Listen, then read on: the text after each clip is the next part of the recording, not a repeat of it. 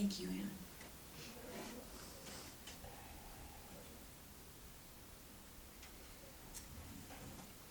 Our inspirational reading this morning comes from The Unchallenged Self by Alfred Aiken.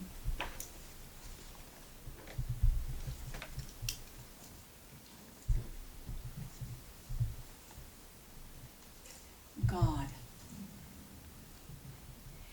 God is the unchallenged self. God is all of all. There simply is not but God, the infinite one. God is the sole individual. God is the alone I. God I is this I right here. God I is that I there. God I is the only I everywhere now. There is no wait for this to become so. There are no departed days when truth was so. Isness is God being all-inclusive eternity.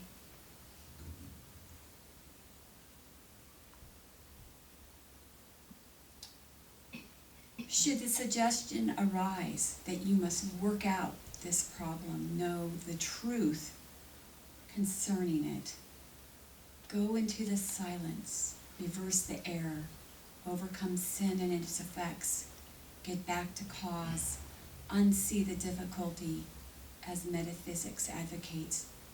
Do not yield. Rather ask yourself if there is aught annoying God. Never start out with a problem, a condition, a situation, a body, a thing. Never start out with a self other than the one self, God, the only self. You are.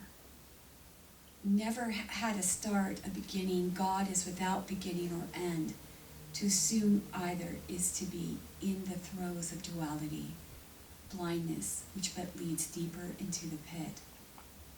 From the vantage point of God being all, nothing else can be seen, known, heard, felt, or experienced. This is being. This is truth. That is the self of truth. This is heaven at hand and not afar off. This is the peace, be still, from Mark chapter 4, verse 39 of truth. It leaves no thing out. Infinite God, I, is all-inclusive present perfection, fully conscious of being entire, whole, and all.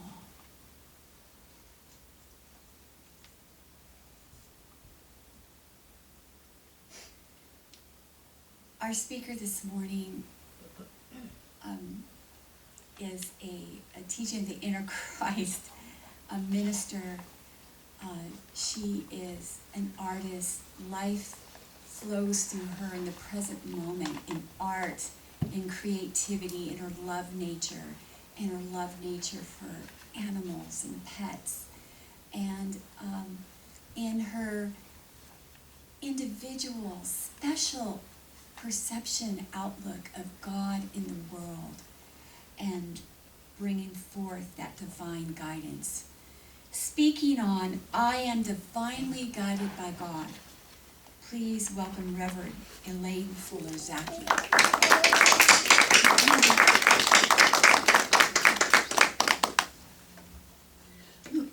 Thank you so much. Thank you so much, Cathryne. I am divinely guided by God. Yeah, we all are. Well, during our earthly sojourn, God, we, create our life experiences first at the spiritual level. We come into this life with true desires that lead us to our purpose of being here now. We have wants, likes, dislikes, avoidances that, that steer us toward our goal. What are these impulses, ideas, and desires and tendencies? What are they? Why do we have them? When and how have you followed them to find out they lead you to where you felt right in life and good? A profession, a marriage, a new city, a new book to read, something else? Well, we listen to God during meditation to the voice of our own inner divinity, because there's divinity in the center of all. We ask for guidance concerning desires and needs during prayer. Then during the quiet of meditation, we may hear, see, think, hear the answer or sense the truth in a wordless way. Maybe we can find our answer on TV later on, in an email, the little ads along the side of the computer, maybe there's information for us in them. Maybe in a book, a dream, a song, or a conversation with a neighbor. It spark a realization. There are many ways we can be divinely guided by God. We can first request our good with prayer, name what it is. Then we meditate about it, right? During the meditation, we are relaxed on the outer levels of consciousness, yet we're alert in a state of concentration on deeper levels. A person's outer objective mind allows the individual to access the deeper inner self and allow this Christ self to express. This can be an answer to a problem we've been wrestling with too. It can happen. During deep meditation, we are deeply concentrating upon our inner self. We listen to the inner voice, a state which is natural and normal. We then relax the reasoning, logical mind here, and yet we're in conscious control. We're awake, we're alert. We relax our subconscious mind. We're aware of peace, love, truth, and oneness with life. Here we receive love and power of God, of the allness of being, as well as solutions to problems, art, music, inventions. Healing and power come through also. The conscious awareness is merged with the inner Christ. After meditation, it returns to the conscious awareness, returns to the world, bringing newly gained knowledge, healing, and guidance. God guides me to use natural materials and art, such as grass, leaves, and bark from trees. Just get them and glue them on that canvas. I know uniqueness is important in art, so is incorporating versions of other artists into one's own work. Change it a little, switch it around. I love trees, grasses, flowers, and weeds. I don't know of another artist that really glues that stuff onto canvas. But it's all green, or maybe used to be green life. Green is such an alive color. It's plentiful, beautiful, multi-shaded in our world, from nearly black in the shadows of trees, nearly black, take a look, to the glittering white highlights on leaves. They shine that brightly I don't try to mirror creation. I paint to worship God, to honor God, and whatever my subject is. So I don't do photographic realism. God does that. I can't imitate, you know. Everything has to be unique. Ideas come to me during meditation and visualizations. Okay, a painting appears as an outline, a basic form. Then I am divinely guided to complete it. While engaged in art, I'm in a light meditation. I feel a calm peace as I place colors, shade them, and return later to add a touch of yellow to highlight an area, or blend in a bit of purple, a little purple gray, to heighten a contrasting dark color. Sort of build on it. My sister Cindy was guided too, divinely guided, to start her adult life journey at the age of 16 actually. She married young, with our parents' permission, as long as she finished high school. Right? And her husband to be had to have a job. Cindy actually married her student teacher in high school. Like in a movie or something. So it ended his education career, and he went into insurance sales. And he was fine in that. He succeeded. He stayed there. After 2 years, they had a son, and they called him Char. Just a little short nickname, Char. She worked in the office of a local advertising firm and their hometown, our hometown, for several years. Then she and her husband divorced. Char remained with his father to finish his senior year of high school, then went to college because they kept the house, the father and the son. Cindy dated a new boyfriend. She found a new boyfriend after a while. Richard was his name. And she moved in with him, and she got a new job. They lived in Pennsylvania, right? Where her, that's where she got, they found a new apartment. Her employer offered to move them to Florida with the company, and she accepted. He offered to pay for the move and do it all. He still paid her the higher New York State wages, and that was fine. And they did well in Florida, Cindy and Richard. They bought a house in Fort St. Lucie, Florida. Char, who'd always wanted to be a lawyer ever since he knew how to think, I guess, he was ready to start graduate school in Florida and study the law. He married another student after a while, passed the bar on his first try, and set up a practice. They had a daughter a few years later.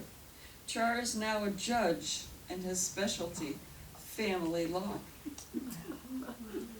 Guidance going on there, huh? Right? My sister was guided to do all of this,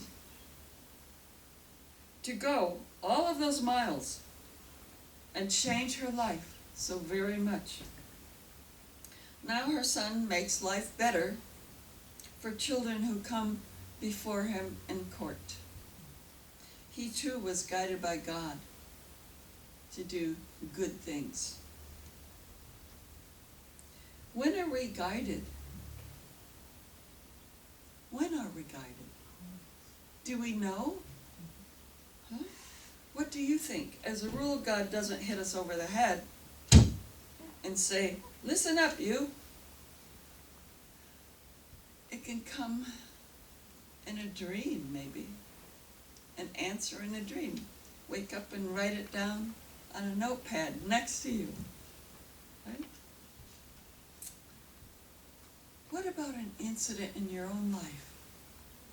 Can anybody share an incident when God guided you to do this or that or the other thing?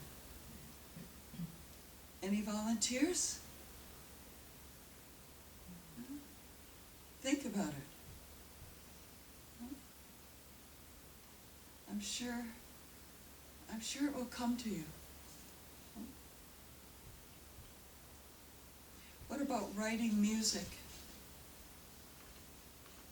Are you guided sometimes to write the music and to polish it up, to change it here and there? Yeah? I see a yes. What about writing and giving a talk? Well, yes.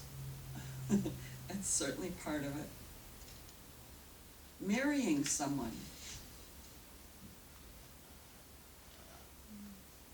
You know? Well, now I've been guided to do a new thing, to get a roommate. I was guided, I wanted to get a roommate before the COVID thing. You know, it was a good idea. I've been guided to get a roommate from elder care. I mean, my husband passed, and I lost my job because of COVID, and finances changed quite surprisingly. So there was the roommate idea. I'd seen it work beautifully. Elder care, right? So elder care was almost shut down for quite a while because of COVID, right? They just didn't do the work, just hung in there, and we're still online minimally. So I waited a long time for any action from them. Finally, they opened up and corrected all the mistakes and the information about the big room I had to rent out to the perfect roommate. I don't know where they got all this information, that there were some kinds of stairs inside my house that led to the room, or the rent was higher than I was asking, or I don't know, other things. But I talked with them, and they made the correction one thing by one thing. So it took them time to do that. And within 3 weeks of the correction, Elder Care sent a roommate candidate for interviewing. We talked, and she looked at the room, and she liked what she saw right away. Just a nice room. Elder Care recommends that a roommate candidate stay in the room for 2 days and nights to get the feel of the place, so that she and the homeowner or main apartment dweller can see how they get along together. So she did that, and she's just so sweet. It was great. She was happy, and she put down the first month's rent and deposit right then, for September. So she's moving in September, and my sister is here, so it will be the first Sunday in September that she moves in, and my sister Cindy can be home, and I will be here speaking and doing wonderful TIC things, gratefully, happily, joyfully, with my new life path, or my old life path that's been revealed to me. Anyway, the new roommate and I got along beautifully. We felt relaxed around each other right away. Elder Care now will meet with each of us.